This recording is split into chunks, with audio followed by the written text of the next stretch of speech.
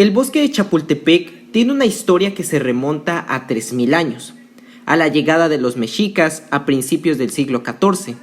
Los tepanecas de Azcapotzalco dominaban este territorio.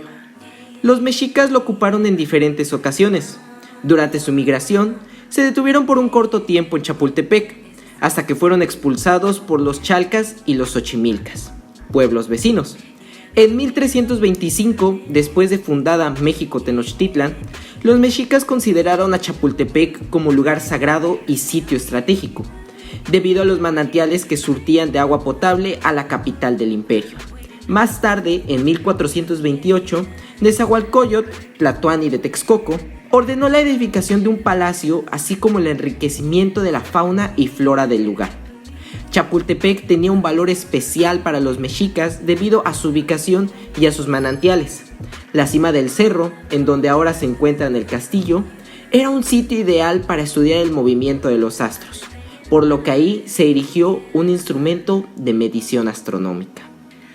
Hoy veremos el castillo de Chapultepec, para mí una de las edificaciones más hermosas que tiene nuestro país. Así que comenzamos.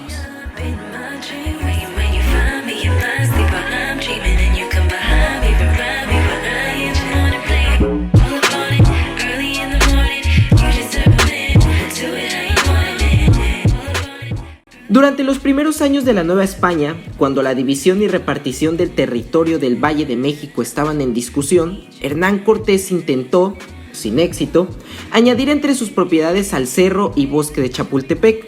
Sin embargo, en 1530 el emperador Carlos V decretó, por cédula real, que el bosque de Chapultepec se convertiría en propiedad de la Ciudad de México. Para los primeros virreyes, este era un lugar de descanso y esparcimiento. Lo utilizaban principalmente para pasear y para cazar ciervos, liebres y conejos. Era tan apreciado que el virrey Luis de Velasco mandó construir un palacio de recreo en la falda del cerro. Más tarde, otro virrey, Rodrigo Pacheco y Osorio, decidió que este lugar se utilizaría como sitio de fiestas y entretenimiento. Así, el Palacio de Chapultepec albergó durante más de 2 siglos numerosas celebraciones de virreyes y visitantes distinguidos, hasta que a mediados del siglo XVIII estalló una fábrica de pólvora cercana al palacio que causó serios destrozos al edificio. Como consecuencia de los daños, el rey de España dispuso que el palacio se convertiría en la cárcel de la Acordada. Sin embargo, el proyecto no se llevó a cabo y el edificio terminó abandonado. Para 1785 se suspendieron los trabajos que le daban forma al castillo y un año después, el virrey Manuel Antonio Flores recibió la real orden de subastarlo en 60,000 pesos. Por fortuna, no hubo compradores. 7 años más tarde, en tiempos del segundo conde de Reví. 7 años más tarde, en tiempos del segundo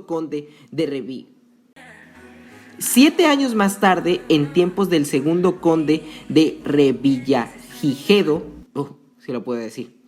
el caserón ubicado en la cima de Chapultepec fue elegido como posible sede del Archivo General del Reino de la Nueva España, proyecto que no se llevó a cabo, por lo que, en 1806, el sitio se vendió al Ayuntamiento de la Ciudad de México.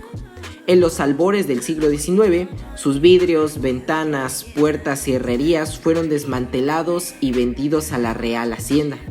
Más tarde, con la Guerra de Independencia, el edificio terminó por deteriorarse. En 1819, un fuerte temblor dañó aún más la edificación, por lo que esta construcción entró en una etapa de franca ruina. Durante la Guerra de Independencia, el edificio estuvo en desuso. Así permaneció hasta que en 1833 el gobierno mexicano lo decretó como sede del Colegio Militar, inaugurado en 1843. Apenas 4 años después de haber iniciado funciones, el colegio sufrió un ataque. El 12 y 13 de septiembre de 1847, durante la invasión estadounidense, el ejército asaltante acometió la sede militar mexicana, lo que causó serios destrozos al edificio y la muerte de 6 cadetes. Sí, esos 6 cadetes, conocidos desde entonces como los niños héroes.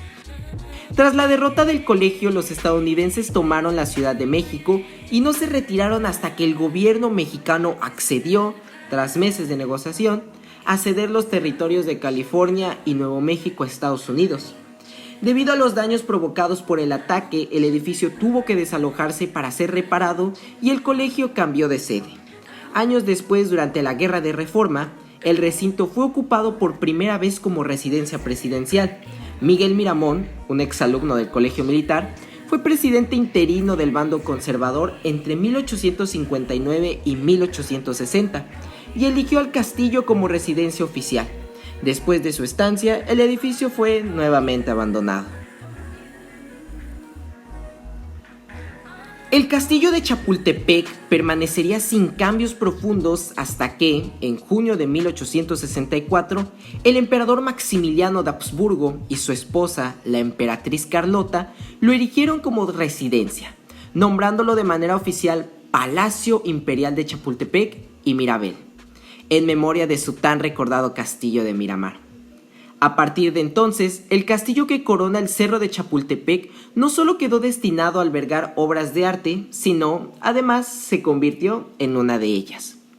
En 1878, al inicio del Porfiriato, el ministro de Fomento, don Vicente Riva Palacio, ordenó la creación del primer Observatorio Astronómico Nacional con la intención de que México participara en las observaciones del tránsito de Venus de 1882. El observatorio se estableció en el castillo de Chapultepec, pero su estancia ahí fue corta, porque en 1883 fue trasladado al pueblo de Tacubaya para que el castillo fuera ocupado, de nuevo, por el heroico Colegio Militar, y como residencia veraniega de Porfirio Díaz y su familia. Díaz pretendía que el edificio fuera un escaparate del progreso artístico y tecnológico de México, ya que era frecuentado por personajes internacionales. Para ello, invirtió en innovaciones que modernizaron el edificio, como elevadores y un boliche. Era tal su deseo de mantenerlo a la vanguardia que fue en una de las salas del castillo donde se llevó a cabo la primera exhibición de cine en México. Todo esto en 1896.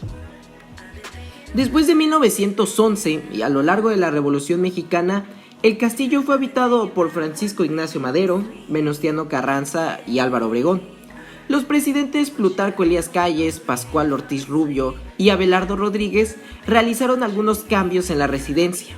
Los tiempos revolucionarios siguieron su marcha y el 22 de diciembre de 1938, el general Lázaro Cárdenas decretó que este histórico edificio se convirtiera en sede del Museo Nacional de Historia, el cual exhibiría las colecciones del Museo Nacional de Arqueología, Historia y Etnografía, que abarcan desde el Virreinato hasta la Revolución. El Museo Nacional de Historia se inauguró en el castillo el 27 de septiembre de 1944. Y llegamos al día de hoy, una edificación que es impresionante verla hoy en día, que quizás no es tan grande como los edificios que la rodean, pero que sin duda está llena de historia. Y tener algo con este significado hace que nuestro país se sienta especial. Es algo de lo que sin duda me siento muy orgulloso. Así que solo me queda decir gracias por ver este video.